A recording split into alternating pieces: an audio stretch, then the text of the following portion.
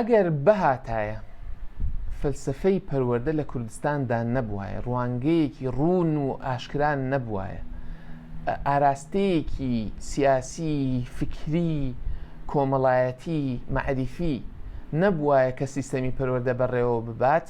ینی بۆ نمونە ئەگەر بەهاتایە سیستەمی پەروەردەیی لە بۆشاییدا ڕووی بدایە، دەبوایە هەر تاوناتاوێک، هەر ساڵێک، هەر چەند ساڵ جارێک سیستەمێکی دیکەمان هەبوایە. دەبوایە چونکە بۆشاییە، ینی ڕێگەی تێدەچێت هەر جارە و جۆرە سیستەمە بەڕێوەمان ببات. پەروەردە بە شێوەیەکی دیارکراوە بەڕێوە ببرایە. لە کاتی گۆڕانی حکوومەتەکاندا و هاتنی وەزیرێکی نوێ دەبوای سیستەمەکە بگۆڕایە. مادەم دەڵێن نییە، ینی لە بۆشاییدایە، دەبوایە ئەم بۆشاییە هەر جارە بە شێوەیەک پڕ بکرێتەوە. دەبوایە نەوەکان بە هەمان پرۆسی پەروەردەیدا نەچوونایە. دەبوایە ئەوانەی کە لە نەوەتەکان لە 91 بۆ 95 بە سیستەمی پەروەردەدا بڕۆشتایە لە ئێستامان لەنەوەی ئێستامان نەچوایە، بە هەمان شێوە نەبوایە، بە هەمان کێشەدا تێنەپەڕێە. دەبوایە کێشەکانی 30 ساڵ پێش ئێستا هەمان کێشەکانی ئێستا نەبوونایە. یعنی کە تۆ دەڵی فەلسفەی پەروەردەمان نییە یا سیستەمی پەروەردە لە بۆشاییدا، دەبوایە ئەو بۆشاییە هەر چەند ساڵ جارێک بەس بە جۆرە سیستەم پڕ بکرێتەوە. دەبوایە ئەمە ئەزمموی پەروەردەیمان لە یەک نەچوایە.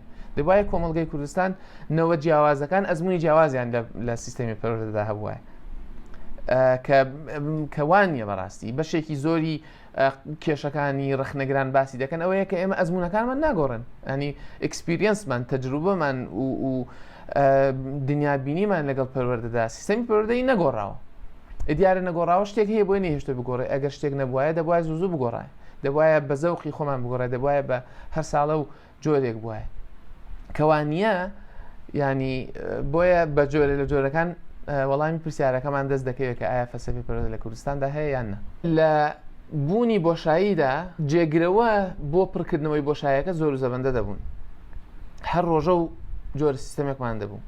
هەرچەندە چەندین جار هەوڵی گۆڕانکاری دراوە لە سیستەمدا، زۆر جار زۆر بە جددی، بەڵام سیرەکەی سیستەمەکە هەروەکو خۆیەتی و ناگۆڕێ. وەکو چەند جار بۆ نمونە سیستەمی دیکە هێنراوەتە کوردستان، هەوڵ دراوە مۆدێلی یاکۆڵی چاو لە مۆدێلی دیکە بکرێت. ئەمە مۆدێلی سوێدیە، مۆدێلی بریتانی، مۆدێلی نازانم سکەندەنافیە یا هەر شتێکی دیکەی ناودەنەی. ینی هەوڵ دراوە کە جۆری دیکە بهێنرێت، جۆری دیکە بەکار ببرێت. بەڵام وەکو عەرەب دەڵێن عادەت الحەلیمە إلى عادەتیها القەدیمە. خات و حەلیم هەر دێتەوە سەر عادەتی قەدیم.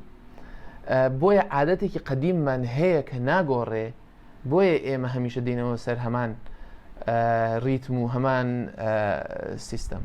وەڵامی نەخێر جارێکی دیدەمان باتەوە بۆ ئاراستەیەکی ناپراگماتی، ناعەمەلی و نالۆجیکیش لە هەمان کاتە، بۆی کە تۆ ناکرێت لە سفرەوە دەست پێ بکەیت، هیچ شتێک لە سفرەوە دەست پێ ناکات.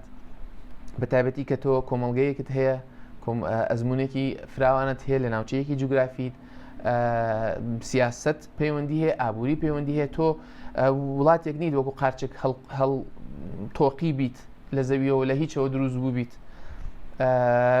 کاریگەری کەش و هەوا، کاریگەری حاڵەتە جیۆسیاسیەکان، حاڵەتە ئابوووریەکانت بەسەرەوە نەبێت. ئەزمموی مێژووی ناتوانین خۆتی لێدا ببڕیت. بۆیە ئەمە وەڵامی نەخێر ئەو کێشەیەمان دێنێتە پێش. و لە هەمان کاتیش بەڕاستی ئەگەر وا بکەین، خۆی لە خۆیدا ئەمە تعبیر و تەفسیری فەلسفەیەکی دیاریکراوە کە فەلسفەی ئایدیالیزمە. دوایی باس دەکەم کە باوەڕی وایە ئێمە بۆ ئەوی کردار بگۆڕین دەبێت پێشتر فکر بگۆڕین. وەکو بڵێ گۆڕانکاری یەکەم جار لە بیرکردنەوە ڕوودەدا، ئەمجا لە کردار. وەکو بڵێ جیاوازیەکی زۆر هەیە لە بیر لەگەڵ کردار، لە فکر لەگەڵ کردار. باوەڕی وایە ئەگەر ئێمە بمانێت گۆڕانکاری بکەین دەبێت یەکەم جار مێشک بگۆڕین، ئەمجا کردار بگۆڕین. ئەوە خۆی لە خۆیدا کێشەی هەیە و دێنە باسی کە ئەم جۆرە بیرکردنەوەیە کە دەیەوێت فەلسفەی پەروەردە بێنێت یا دروستی بکە، ئەمجا دنیا چاک بێت و ئەمجا پرۆسی پەروەردەی چاک بێت.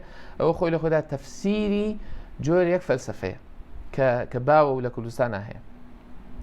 بەڵام ئێمە وتمان نەخێر نییە و نەژبوو، ئەوە وتمان ئەوە کێشەکەیتی. بەڵام ئەگەر وتمان نەخێر نییە کەچی هەبوو، کەچی هەیە بەس ئێمە نەمان ناسیەوە یا نەمان زانی یا زۆر گوێمان نەدایە، چی ڕوو دەدا کاتێ ئێمە کە فەلسفەیەکی پەروەردەیی نوێ لە سفرەوە دروست بکەین گریمان یانیش سیستەمی یا فەلسفەیەکی پەروەردەیی لە شوێنێکی دیکە دەهێنین ئەو شوێنێکی ئێمە بەدڵمانە لە فینلەندا با بڵێن فەلسفەیەکی پەروەردەیی وەکو ئەوان دێنین و کتومت بۆ کوردستانی دێنین لە کاتێکدا کە لە ژێر بەژێری بەبێ ئەوەی ئێمە ئاگادار بین یا بزانین فەلسفەیەکی پەروەردەمان هەیە دەبینی ئەو فەلسفەیە کە دەهێنرێت یا دروست دەکرێت لەگەڵ فەلسفەی واقع ئەو فەلسفەیە کە ڕەگی داکوداوە تێک دەگیرێن مامەڵە کارلێک دەکەن مامەڵە لەگەڵ یەکدیدا دەکەن ئەوەی ئێرە کە هەیە و ڕەگی داکوتی و ئێمە نایناسینەوە لەگەڵ نوێیەکە یان هاو ئاهەنگ دەبێ یانیش دژ دەبێ یان کارلێک دەکەن لە هەر حاڵەتێکدا بێ ئەو فەلسفەی کە ئێمە هەمانە و ئێمە ئاگامان لێ نییە کارکردی لەسەر فەلسفەی نوێیەکە هەیە و ئەنجامەکەی بەو شێوەیە نابێت کە لە خیاڵدانمان ناهەیە بۆیە جارێکی دێنەوە بەرامبەر هەمان کێشە تووشی هەمان کێشە دەبینەوە بۆیە سیرەکە لەلایەکەوە هێنانی فەلسفەی ڕوت فەلسفەی لە سفرەوە فەلسفەیەکی دیکە یا داڕشتنی خۆی لە خۆیدا کێشە دروست دەکات بە دوو شێوە لەلایەکەوە ئەو باوەڕێی کە دەکرێت فەلسفە لە بۆشاییدا بێتە گۆڕێ لەلایەکی دیکەوە ئەگەریش ژێربەژێری بەبێ ئەوەی ئێمە ئاگامن لێ بێت یا گوێی پێ بدەین فەلسفە هەبێ ئەم فەلسفەی کە ڕێگی داکوتاوە لەگەڵ فەلسفە نوێیەکە تێک دەگیرێن ینی کارلێک دەکەن تێک دەگیرن گۆڕاکێ بەسەردادێ بۆیە دەکەوینە ململانەیەکەوە لێرە لایەنی دووەم ئەگەر بڵین بەڵێ هەیە لە ڕووی پراگماتیەوە ئەگەر بڵین بەڵێ هەیە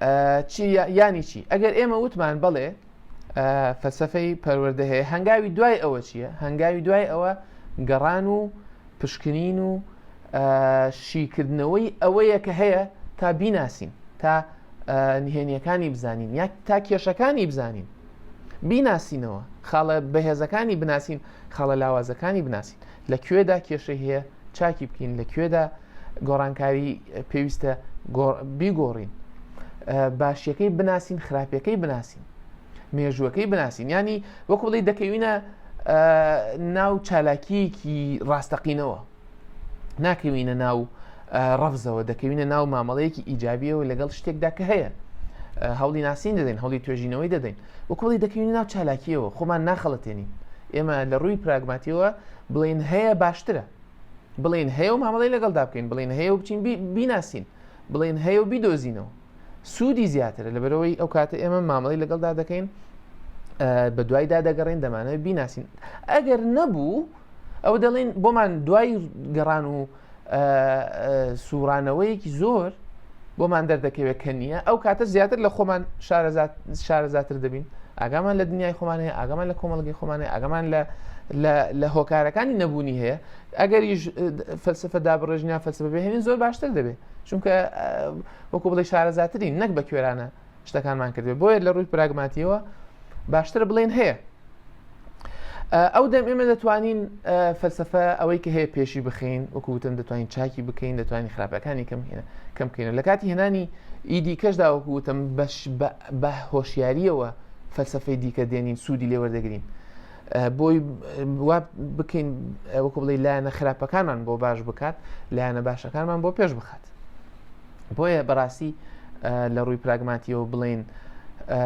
فەلسفەی پەروەردەمان هەیە زۆر بەسووترە زۆر لۆجیکی ترە زۆر مانەدارترە ئەوەی تا ئێستا جەختم لێکردەوە بەشی یەکەمی مانای چەمکی فەلسفە بوو لە پرسیاریەوەی ئایا فەلسفەی پەروەردەمان هەیە بەڵێ بە دوو شێوە من باسی ئەوم کرد و سەلماندم کە بەڵێ فەلسفەی پەروەردەمان هەیە لە ڕوویەکەوە لە ڕووی لۆجیکیەوە کە ئێمە سیستەمی پەروەردەمان هەیە مێژوویەکی هەیە ڕێکاری دیارکراوی هەیە گۆڕانکاری بەسەردا نایە گۆڕانکاری ڕیشەیی بەسەردا نایە زۆر شت لە کۆمەڵگە ئێمە گۆڕاوە بەس لە پەروەردەدا نەگۆڕاوە کەواتە شتێک هەیە کە ناهێڵێ بگۆڕێت شتێک هەیە نەگۆڕاوە ناهێڵێت بگۆڕێت بۆیە ئێمە باسی ئامانجەکەین هەر فەلسفەی پەروەردەیە باسی ڕێکار دەکەین هەر فەلسفەی پەروەردەیە باسی چاکسازی لە سیستەمدا دەکەین هەر فەلسفەی پەروەردەیە باسی یاسای پەروەردە دەکەین هەر فەلسفەی پەروەردەیە بۆیە بەڵێ لە ڕووی لۆجیکیەوە فەلسفەی پەروەردەمان هەیە لە ڕووی پراگماتیەوە هەمانە هەمیش باشتر وایە بڵێن بەڵێ هەمانە چونکە ئەو دەم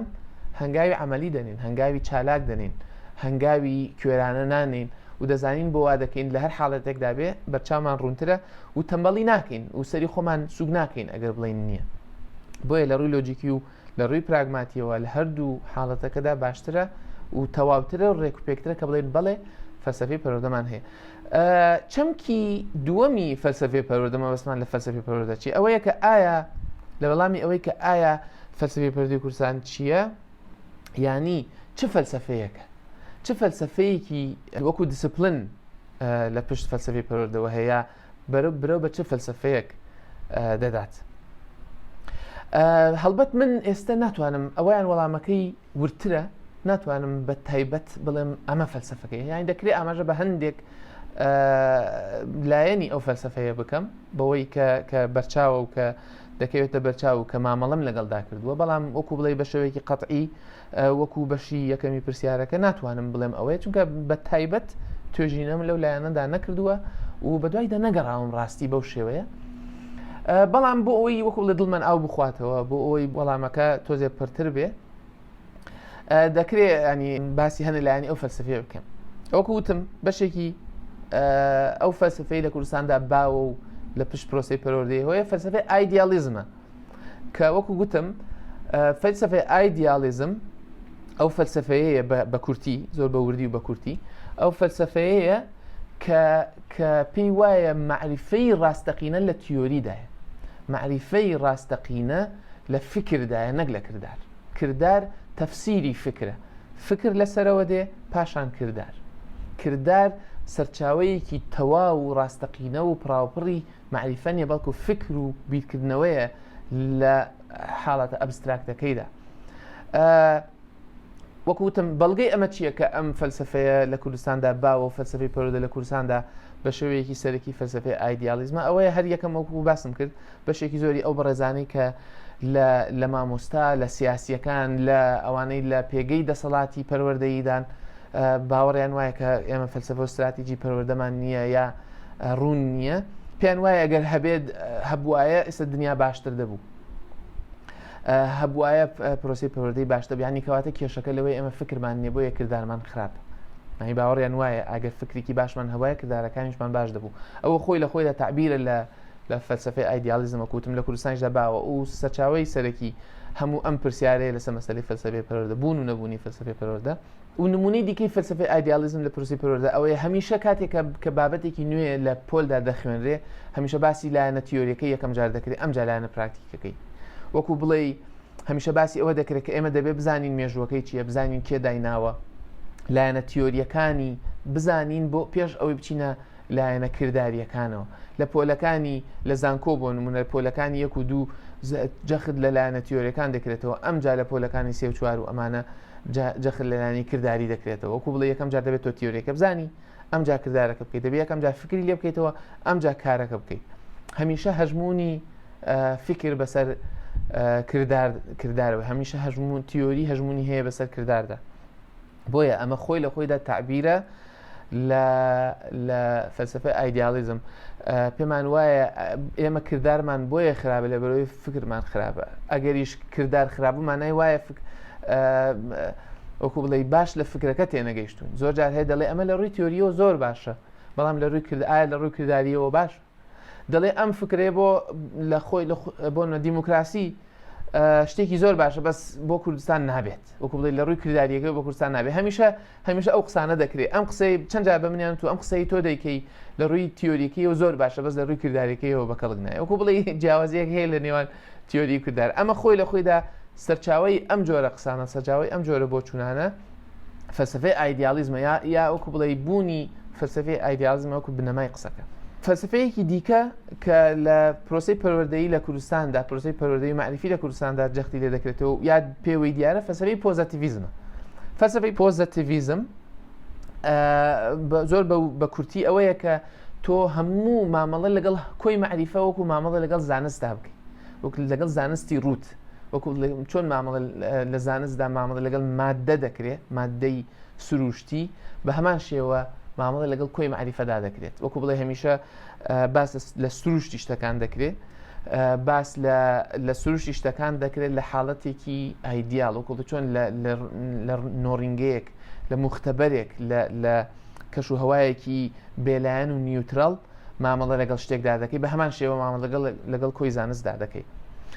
بۆ نمونە کاتێککە مامەڵە لەگەڵ زانستە مرۆییەکان دەکەی بە میتۆدی مامەڵەی زانستی ئەمە جۆرێکە لە پۆزیتیڤیزم.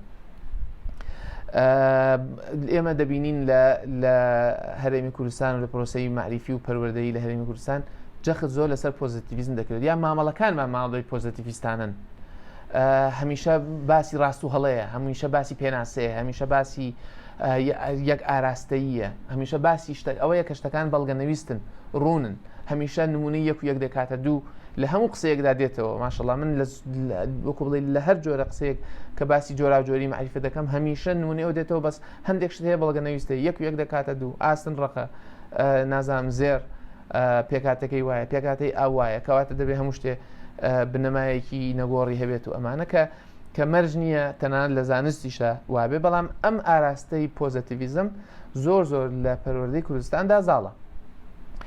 فەلسفەیەکی دیکە فەلسفەی نێریتگەراییە ترادیشنەلیزم کە ئەگەر بە فەلسفەی دابنێن بەوەیە کە ئێمە هەمیشە پێمان وایە باشترین شتەکان لە ڕابردوودا ڕوویان داوە، هەمیشە جاران باشتر بوو، هەمیشە حاڵەتی پرۆسی پەروەردەی لە کوردستاندا جاران زۆر بەهێزتر بوو. ئێمە ڕۆژ دوای ڕۆژ ژیان بەرەو پێش دەڕوا، بەس پرۆسی پەروەردەی بەرەو دواوە دەڕوا، معریفە بەرەو دواوە دەڕوا، بەوەی کە پێمان وایە باشترین شعرەکانی نالی و سالم بوون، باشترین ئەدەبی کلاسیکە، پێمان وایە زانستەکان وەکو بڵێ تازە وەکو بڵێ تیۆریەکان و کردارەکان و تاقیکردنەوەکان هەمووی کراون پێشتر. ئێمە خوێندکارەکانمان پێویستیان بەوەیە کە ئەو شتانی کە پێشتر کراوە بیزانن، هەمیشە ئەگەڕێنەوە بۆ شتەکانی پێشووتر، ئەوەی کە کراوە ئەوەی ئێستا ئێمە لە سەرمانە تەنها ئەوەیە کە تیان بگەین، پێویستمان ینی پێویستی وەکو بڵێ دۆزینەوەی شتی نوێ لە دەستی ئێمە نیە لەبەرەوەی هەرچی شتە باشەکان هەیە لە ڕابردوودا کراون. ئەمە کە جۆن دیوی بە تایبەتی باس لە ترادیشنەل ئێدوکیشن دەکات، باسی باش و خراپینە، باسی ئاراستەیە. ئێمە زۆرجار لە فەیسبوک لەوانە دەبینین کە نمونەی پرسیارەکانی ساڵی 50کان دێننەوە، دەڵێ پۆلیسی ناوەندیە با بڵێن کە بزانە چەنە گرنگ بۆ پرسیارەکان، زمانی زوو چەند مهم بوو، چەند باش بوو. ئەم نۆستالجیایە بۆ ڕابردوو لە ڕووی معریفیشەوە بە هەمان شێوە، ئەمە خۆی دەرخەری ئەوەیە کە ئەو فەلسفەیە هەیە. بۆیە ئەگەر بێمە کۆتایی باس و خواسەکە لەم ڤیددیۆیەدا من هیوام وایە کە بەڕوونی بە جۆرە لە جۆرەکان وەڵامێکی معقولمدا بێتەوە بۆ ئەو پرسیاری کە ئایا فەلسفەی پەروەردە لە هەرێمی کوردستاندا هەیە یان نا.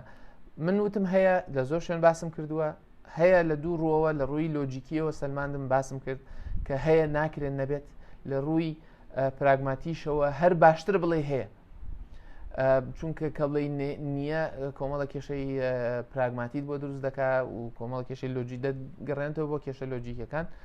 و بەشی دووەمی ئەوەش کە ئایا فەلسفەی پەروەردە ماناکەی دیکەی چەمکی فەلسفە بوو، بەڵێ فەلسفەی ئایدیالیزم زۆر جەختی لێ دەکرێت، فەلسفەی پۆزیتیڤیزم، فەلسفەی ترادیشنەلیزم و دڵنیام ئەگەر ئەوانەی کە پسپۆرن لە بواری فەلسفەدا توێژینەوە بکەن، ئەگەر توێژینەوە بکەن کە کەم کەس خەریکە بەڕاستی، دڵنیام وەڵامی ئەوەش دەدرێتەوە.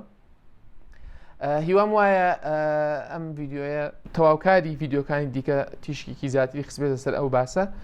هیوام وایە پرسیاری ئەوەی کە ئایا فەلسفەی پەروەردەی کوردستاندا هەیە بۆ ئەوە بکەین کە یارمەتیمان بدات توێژینەوە بکەین، یارمەتیمان بدات هەنگاوی بەرەو پێش بنین، بۆ ئەوە نەبێ سەری خۆمان سوک بکەین وەکو بەداخە ئەو پرۆفیسۆرە یا خەڵکانەیەکی دیکە وا دەڵێن کە واقعیش ینی وا پیشاندا کە ئەگەر بڵێ نییە دەبڕێتەوە و ئیتر کۆتایی دێت. زۆر سوپاسدانەکەم سەرمێشاندن، هیوام وای لایکی ڤیددیۆکە بکەن، زۆر سوپاسی ئەوانە دەکەم کە سەبسکرایبیان کردووە و سوپاسی ئەوانە دەکەم کە بە پەرۆشن بۆ ڤیددیۆی نوێ. دەستان خۆش بێت تا ڤیددیۆیەکی دیکە، خواتان لەگەڵ.